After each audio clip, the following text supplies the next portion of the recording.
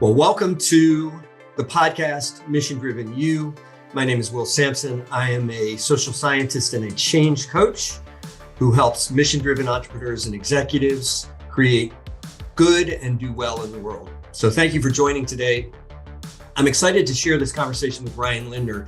And this is one of those great accidents of fate, of fortune, because we were going to get together and talk all about his work as a career and development coach. And we talked about that. And we talked about the work that he does with individuals and organizations. But what really came up was the power of leading with uncertainty. So Ryan's story is overcoming a set of uncertain experiences earlier in life than most of us do, and having to sort of deal with that and find a way to move forward. So I'm super excited to share this conversation with you today. And if you're ready, let's get started.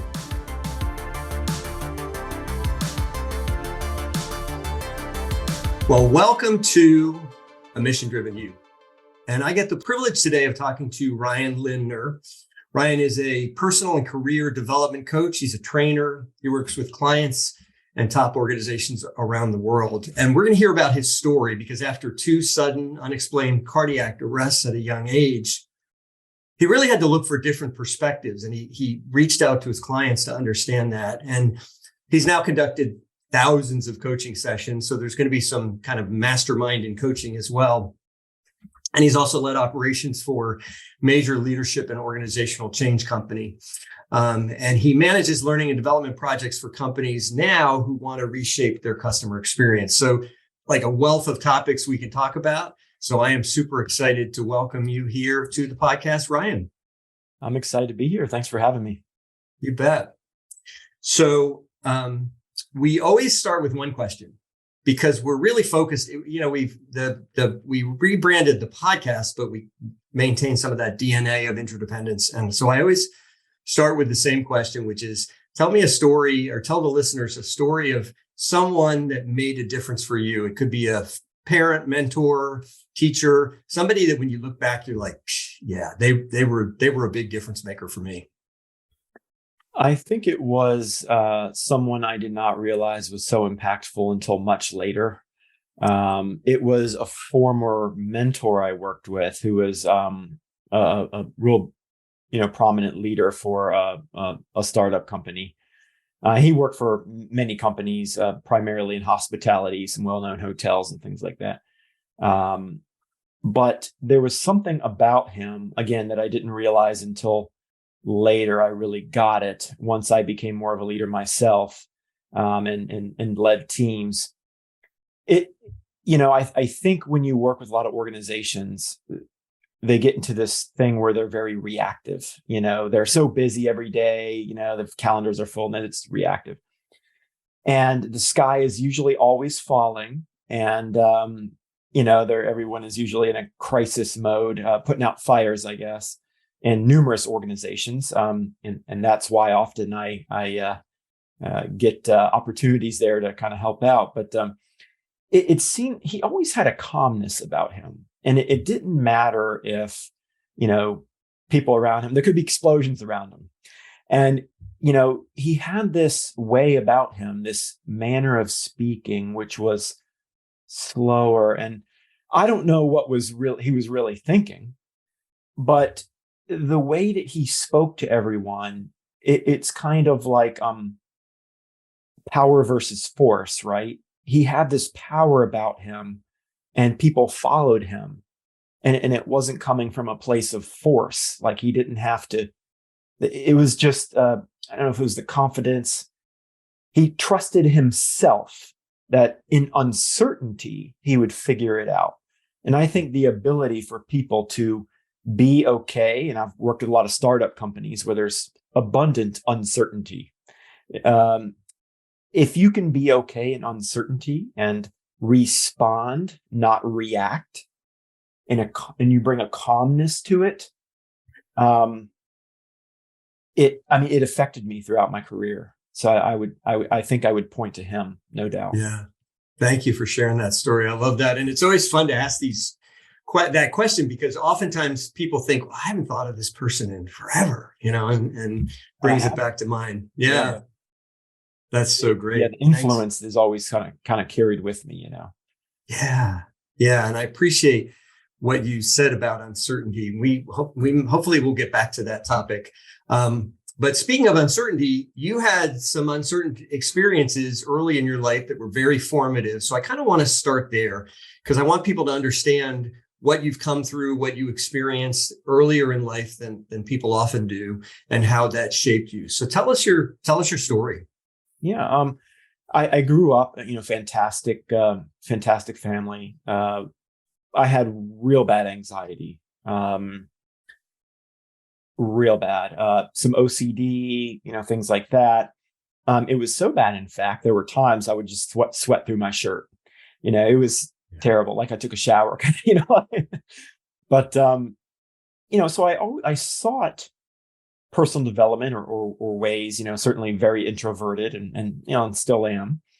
Although my clients may be surprised with that because I think there's certainly a difference between being introvert and being shy. There's a little difference there, but I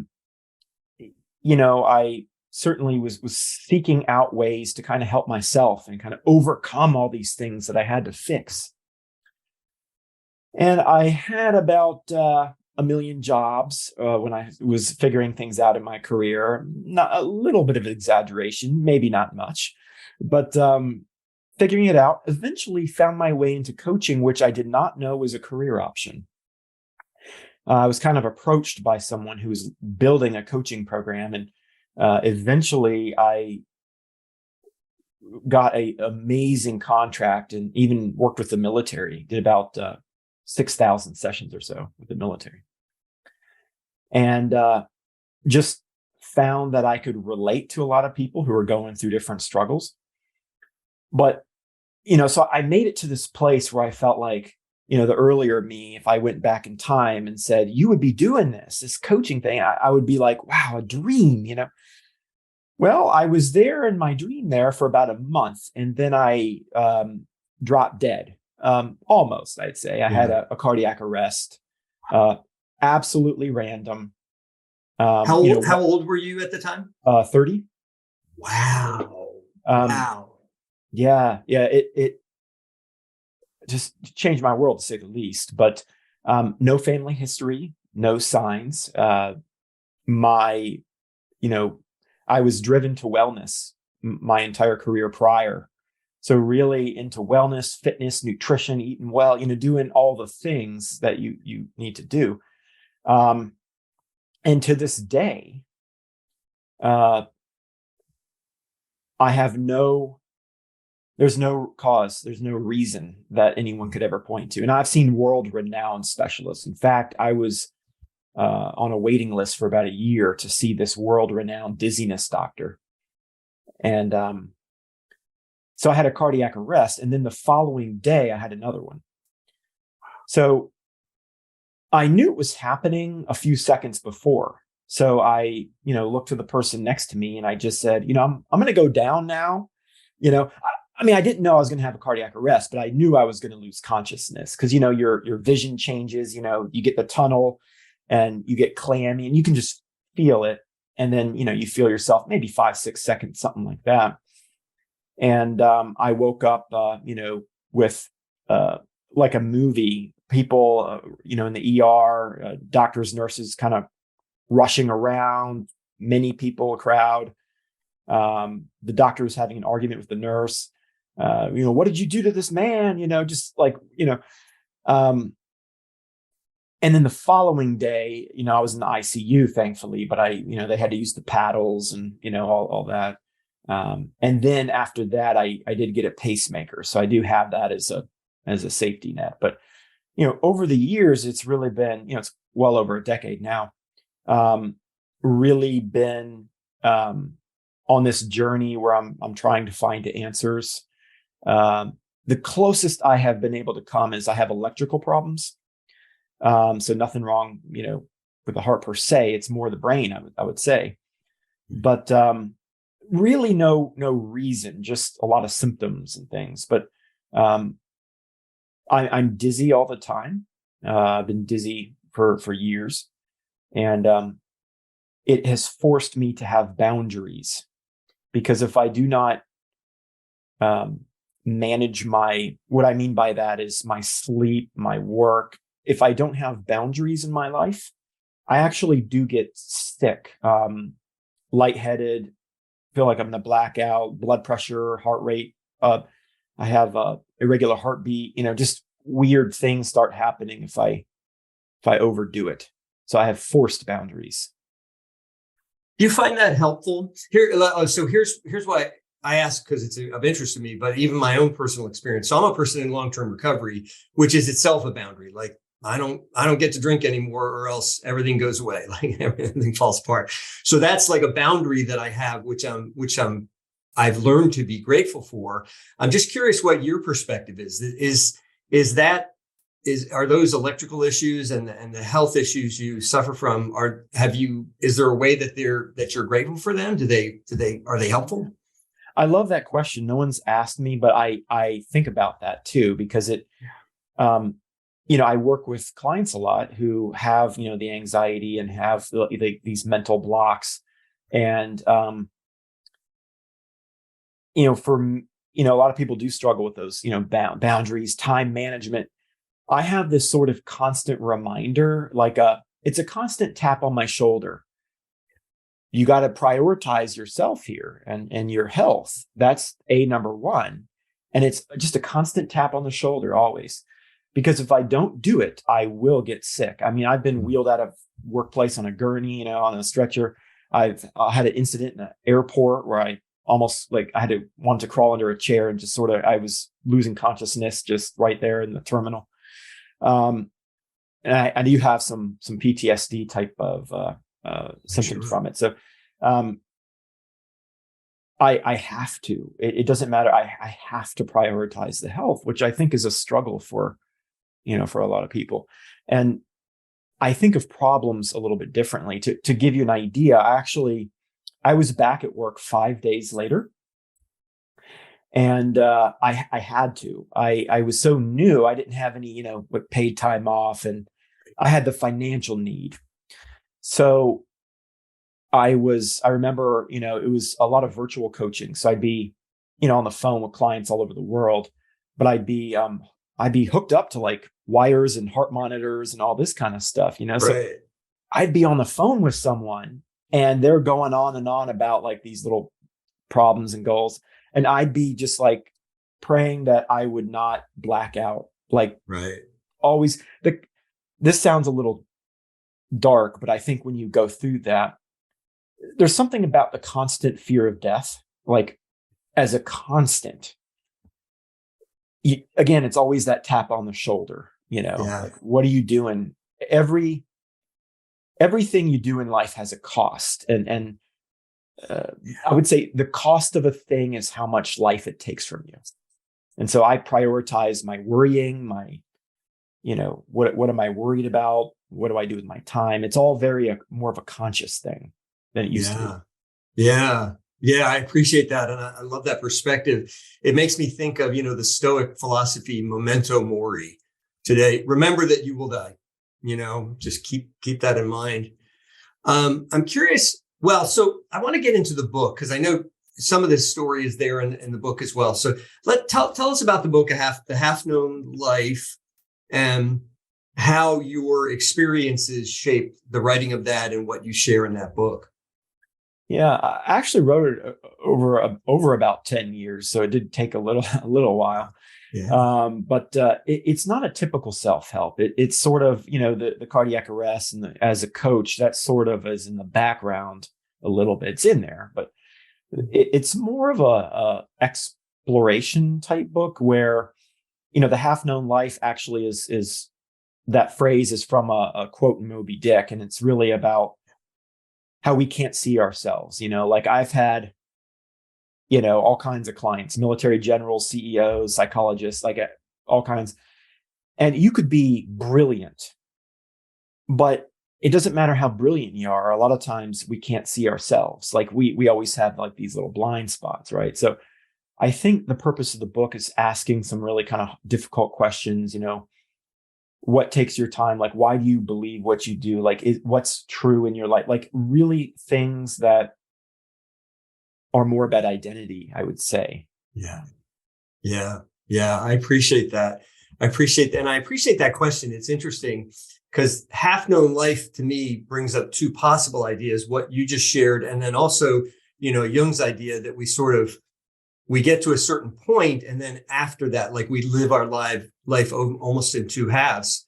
So I want to drill a little bit more down on your idea of half known life, but I also want to, just before we sort of close out this chapter, like what you shared a little bit, but share some more, like what was true after the cardiac arrest that wasn't true before? Like, how do you live differently? I know you've talked about being conscious and being more aware of boundaries, but like, how else did that shape you?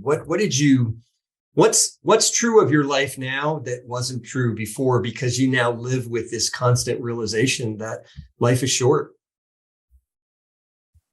I have reevaluated what I think the word ambition means. I think for most people, ambition is, I can achieve this and that's where my worth is. For me, there's life ambition and career ambition are a little different. For me, life ambition is more, it's about the day to day a little bit more. Like nothing's more important than your daily experience. If my daily experience today, I'm miserable and I'm chasing this, like, I'm becoming this person. I think for me, the realization that I don't have to become anyone. Being yourself is really something you allow more than you work towards. And I always tell clients, like, who are you on a deserted island? And this has really guided a lot of my choices, if I did or didn't do something. On a deserted island, are you a lawyer, doctor? Are you a celebrity? Are you popular or good looking or whatever it is? Yeah. No, you're on a deserted island. None of those things have any meaning because there's no other people to compare yourself against. It's like comparison is the thief of joy, that saying. And to me, when you're laying on the deathbed, really, I mean, you're not thinking about those things. You're thinking, we don't realize sometimes the moments that we're in, how significant they will be later.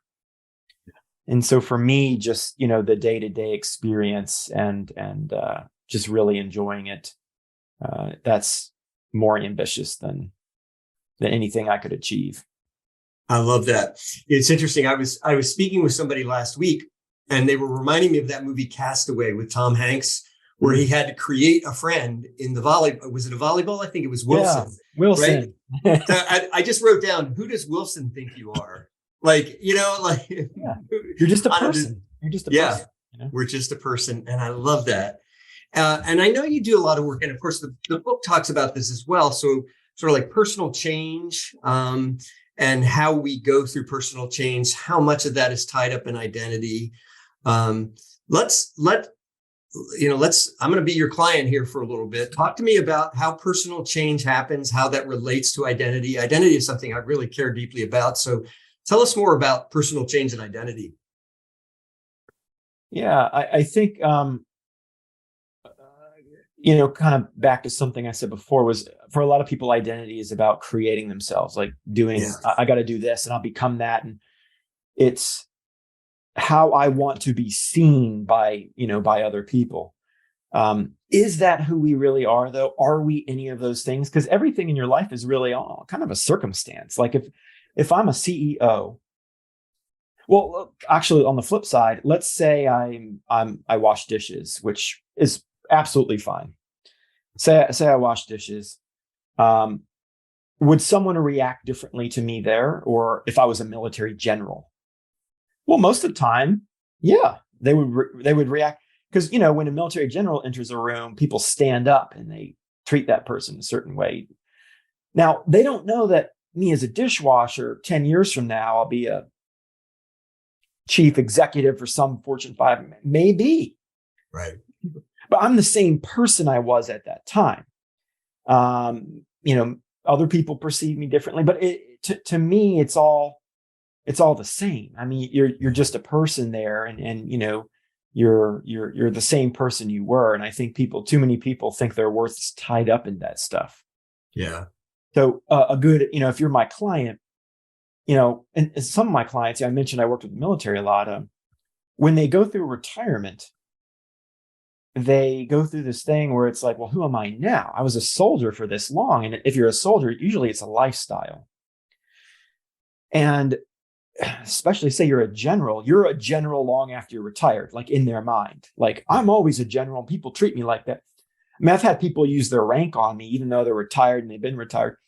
And I always say, like, well, are you a sergeant to your spouse? Do they call you sergeant? Do your kids call you sergeant? Right. You were a person before and you'll be a person after you. The truth is you were never a sergeant. You never were. You're not a nurse. You're not a sergeant. You're the person, kind of behind all that. Yeah. Yeah. Can identity be good? I mean, in other words, what's the positive? Is there any upside to identity? Thinking of ourselves as a certain something? I don't know if I would say it was good or bad. And I certainly wouldn't say it was bad. But I think I think it could be part of the exploration. I think one purpose of life, you could say, is to explore, what does it mean to be who I am? What does it mean to know myself? Who is that person? And I think part of life is exploring that. I think could be good, provided, kind of in our mind, there's always that tap on the shoulder that says, you are not whatever role it is. That's a role. As long as there's I think the awareness there. And I think, again, when we get to that reactive everyday kind of behavior, most people don't have the awareness there, the constant reminder. Yeah. Yeah. But we make sense of the world based on these roles, titles, things like this. I know some of your work work on impressions and what impression we make on people and all that. I'm just thinking, like, I wonder if, anybody's sort of sitting there watching the Oscars and realizing that person, was their waitress 8 years ago or something. Like, how do first impressions work, and why are they so important? I'm asking because I know you've done a lot of studies behind this.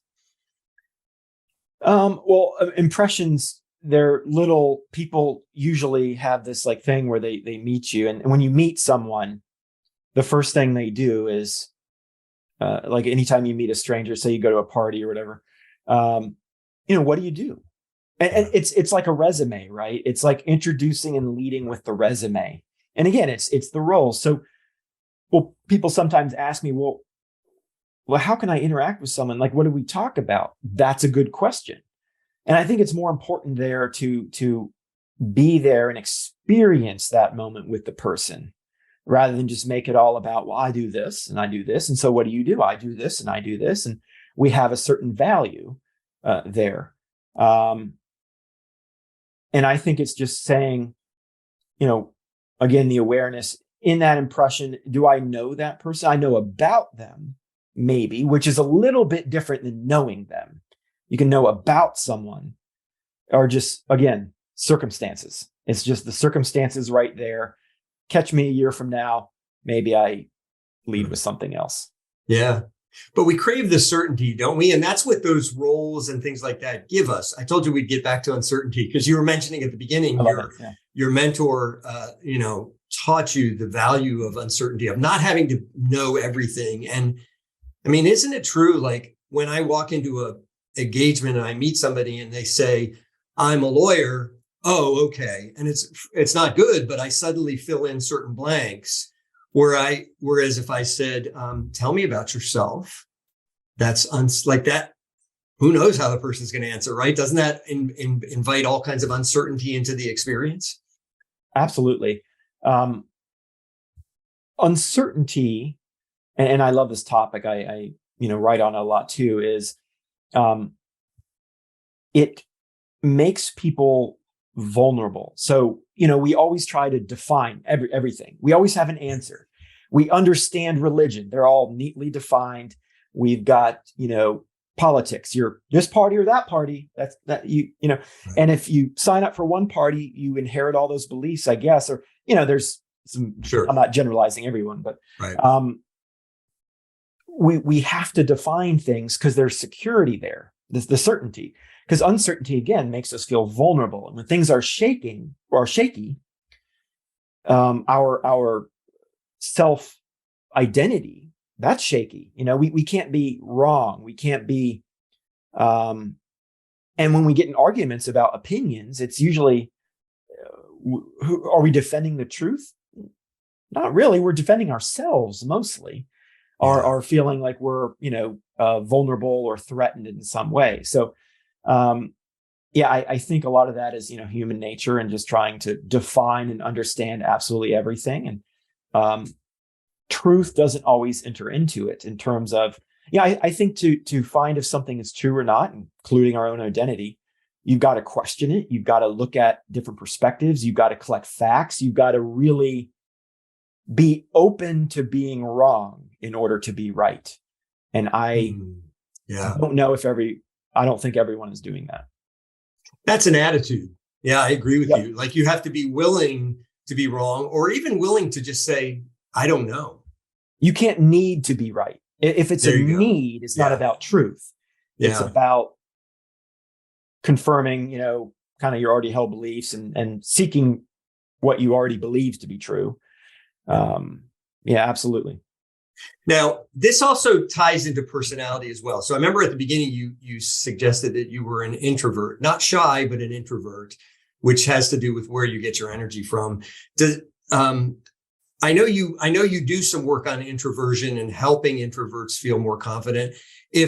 So for me, like I walk into a room and everybody's a friend. Like there are no strangers in a room. I can't wait to meet everybody, but I realize that's not how everybody feels. So when you're working with an individual coaching, and I want to get into some of the corporate and organizational work you do as well, but when you're working with an individual coaching, how do you help those people who are more introverted find a sense of confidence, like get out in the world?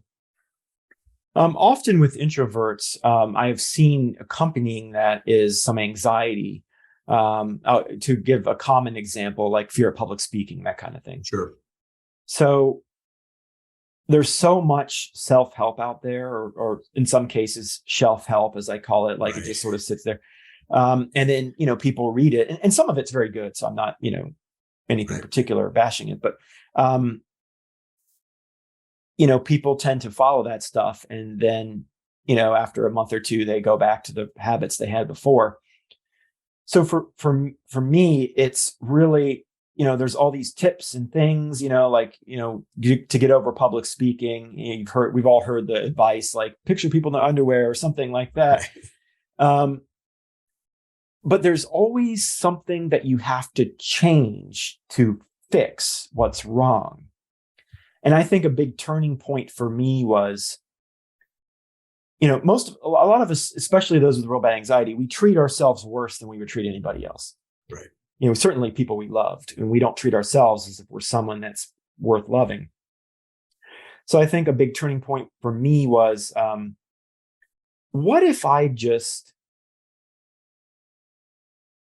there's nothing to be fixed here? Well, what if I just owned, however I show up, what if I'm just cool with it?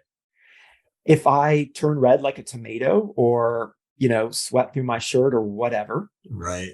What if I was, however I show up, what if I was truly, not just telling myself that, but what if I was really just didn't care and was okay with it?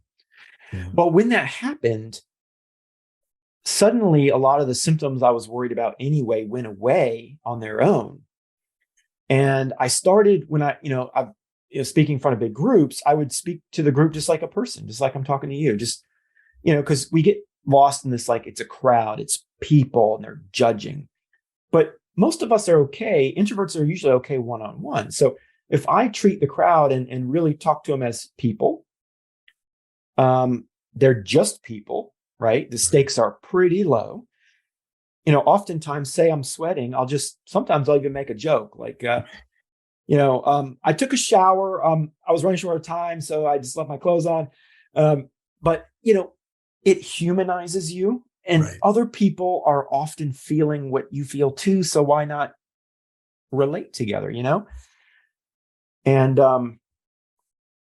I think just and really feeling that a lot of that, that anxiety went away and took care of itself. Now, even intellectually, if I understand something and aren't particularly nervous, sometimes my body, because the way it's Sure. wired, it will still do what Yeah. it does.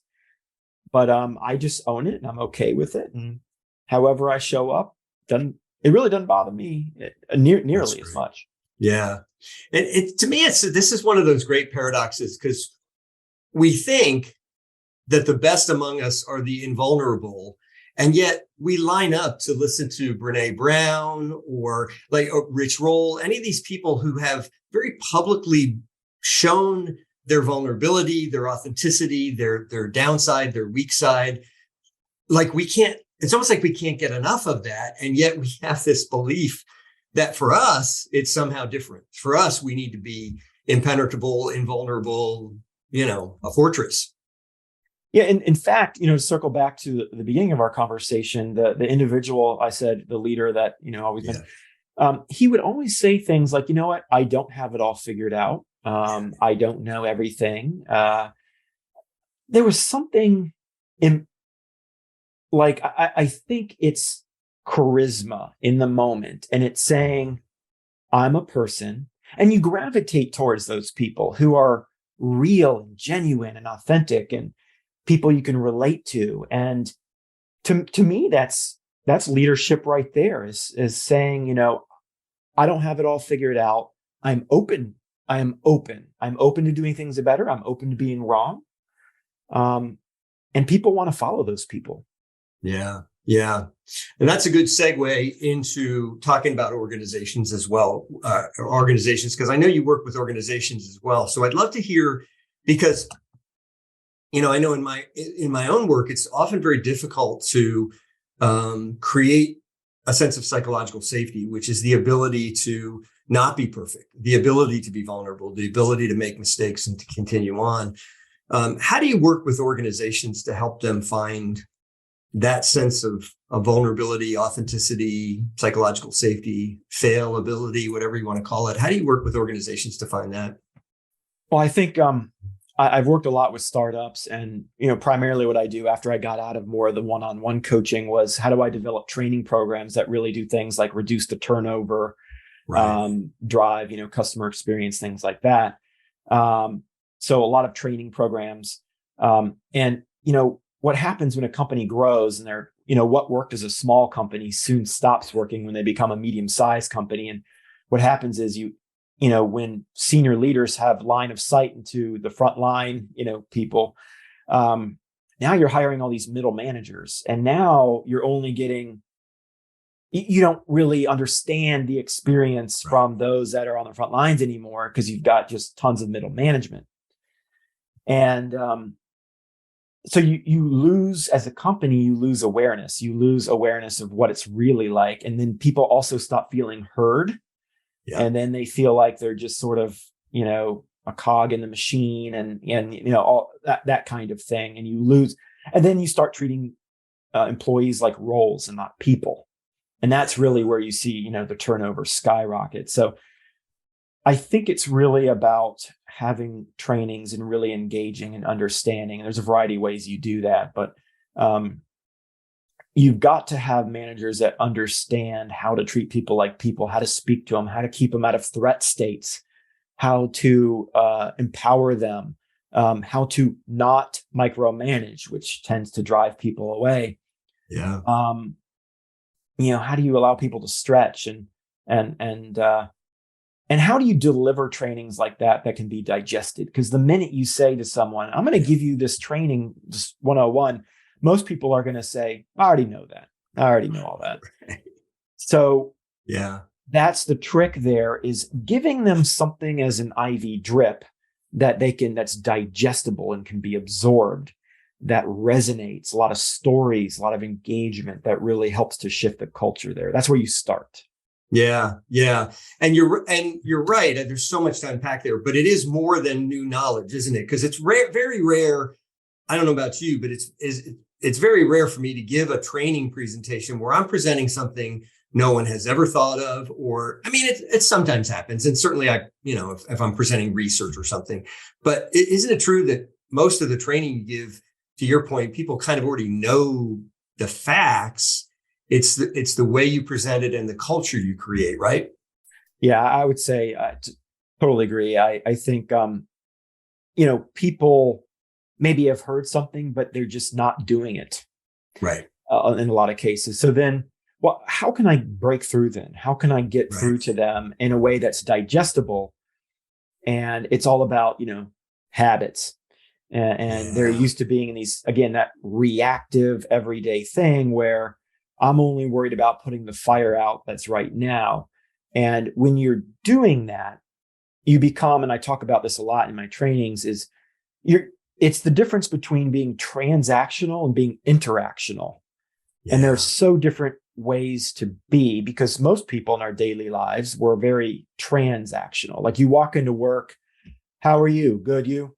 We're not really interacting with someone. Right. How are you? Not too bad. Oh, it's Monday, hanging in there. We say all kinds of things that aren't real answers or real questions. They're Right. just pleasantries. It's just, habits. Right. Right. Right. And that also relates somewhat to your concept of roles versus people, right? I mean, I wonder, like, a lot of individuals are trying to understand the great resignation or quiet quitting, all of these trends that we see in the workplace.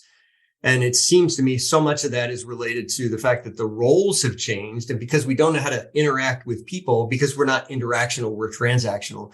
We don't know how to interact with people. We don't really know how to get our hands, or companies often don't know how to get their hands around the marketplace that's changing. And I think a lot of that is too, learning. What's helped me is learning how to ask the right questions of Yeah, employees. A lot there of you go. companies I've seen, it's, authoritative where, if you don't perform a certain amount, then there's the door. That doesn't make people feel warm. It Right. doesn't. And for me, it's, hey, again, I don't have everything figured out. I trust you 100% as a team member. I absolute trust. Yeah. Um, and let's talk about the process. Let's ask each other for feedback. I want to know how I can support you better. What's working for you? How do you think you did performance wise in that call that we Right. had? How do you think you did there? And let's have it be interactional. And your health comes first. Absolutely, 100%. Yeah. This is a job, and health comes first. And I want to support you with that. So I think it's shifting communication in many ways. Yeah. Shifting communication. And I also know you talk a lot about the difference between management and leadership. And I'm just curious whether this plays into it as well. To me, like, management is sort of ensuring that people in certain roles do certain things. Leadership is a much bigger conversation, isn't it? Yeah, I think management is more task driven. Yeah. It's more Yeah. checking, doing tasks. And a lot of people think they're good leaders too, because no leader thinks they're bad. Usually it's the lack of awareness, right? No one's like, I'm a Right. terrible leader. But I had a leader once, and this one instance struck me oddly, I'd say, in a good way. It was for a neuroscience company, and Hmm. they work, we're contracted out, and we work with different companies to help them sort of, shift their mindsets and culture and things. And she said, I don't want you to view me as a hypocrite, because I preach all these things, but I don't even know if I'm doing all of it. So I want to let you know that I'm open. I am open to being better and for feedback. I want to be vulnerable. And I said, by the mere fact that you're even saying that means you're not a hypocrite, because, you Right. know, no bad leader again comes back and says, I'm bad. It never happens. But if you can just say, be comfortable in the uncertainty that I don't know, and say, I am open. I always want to be better. I'm a person. And you ask for feedback all the time from everyone. And if you have a company that's really dedicated to always, they're asking for feedback, self-awareness is like number one. and they just want to continuously get better. That's a company that has something figured out. Yeah, I love that. I love that. How does that then shape the way the company acts? Because we're not going to have time to really unpack the idea of personal habits, but I want to talk about sort of corporate habits and corporate behavior. How does that shape the way the company acts? What does that look like? I mean, as you're kind of designing training to help lead companies to that place where there's more leadership than management, what are some of the behavioral changes that you start to see in the company itself? I think it's a step back to manage.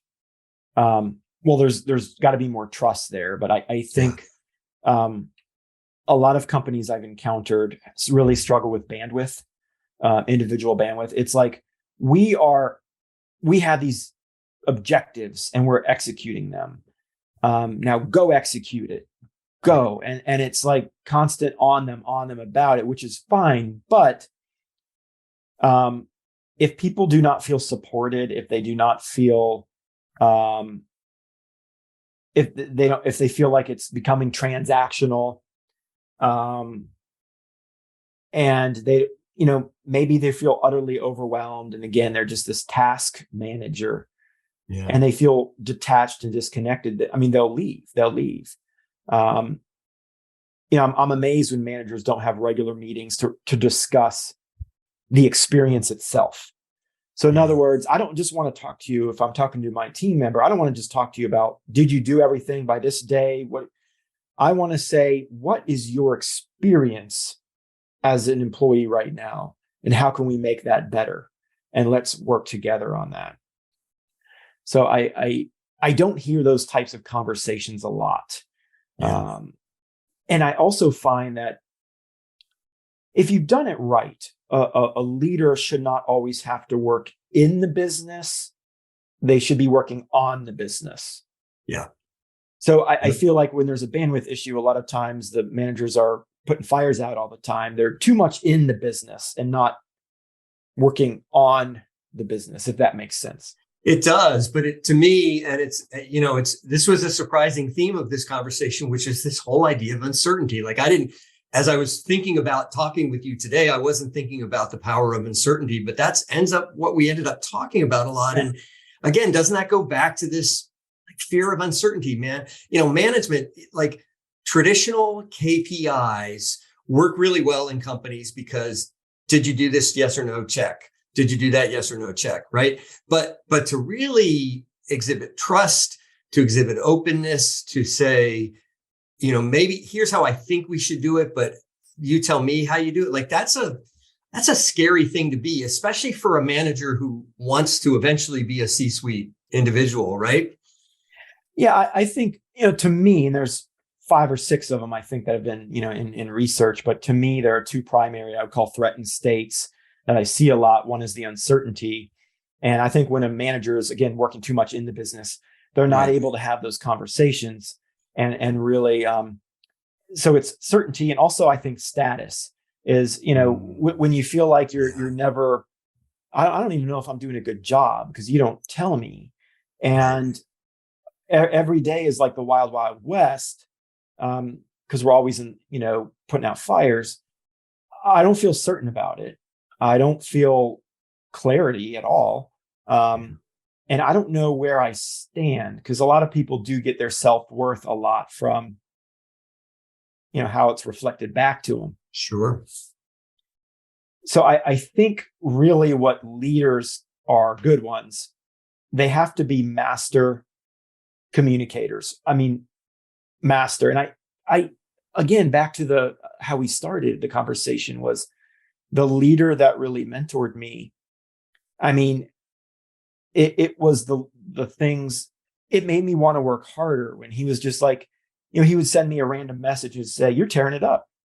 Yeah. And I mean, he didn't realize that for the next week I was walking around like, wow, like man. Like it wasn't just a generic team, like, good job. It was a heartfelt, out of the blue call out, singled me out in a good way. Yeah. And he didn't realize how that really transformed my experience of, it was interactional, you know. Yeah.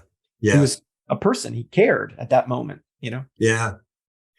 And I want to give people an opportunity to find you, but I have one last question, which is like, I want you to imagine sort of 15 to 20 years in the future where we all were able to sort of find the power and the freedom to be vulnerable, to be uncertain, to find these ways to speak into each other's lives, kind of like your mentor did. What would change? Like, how can you imagine? I always like to sort of create a positive view of the world. If you were able to really help shape the world, what would that look like 15 to 20 years from now? I think the way we'd work would be totally different. I mean, right now we talk about like we have our personal lives and our work lives. And Right. for me, it's all just life. You know, there is no work life. That's a idea that there is no work life. It's just you at all times. And I think we need to get rid of that idea that, you know, there's this work me and I need to, you know, what does it mean? Again, that term ambition, what does that mean? Right. Is my fulfillment coming from work? No, because again, that's just a role. That's just a circumstance. You know, I am who I am at all times.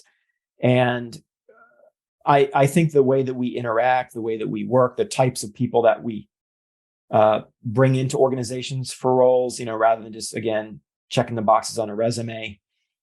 I think the dynamic of how we work, I don't think it has to be as stressful. I don't think we would have to work as much or as hard. I think you'd see a lot more cohesion in the workplace. I love that vision. I love that vision. How can people find you in the world on the web? How do people connect with you if they want to? They can go to my website. I have all the social media linked up in there. rslindner.com, rslindner.com. They can go to my book's website, halfknownlifebook.com. Amazon as well. That's where my book is. They can check me out on Amazon. Excellent. And all those links will be in the show notes. Ryan Lindner, thank you. This was a great conversation. I'm so excited to share you with my audience. I had a blast. Thank you so much for having me.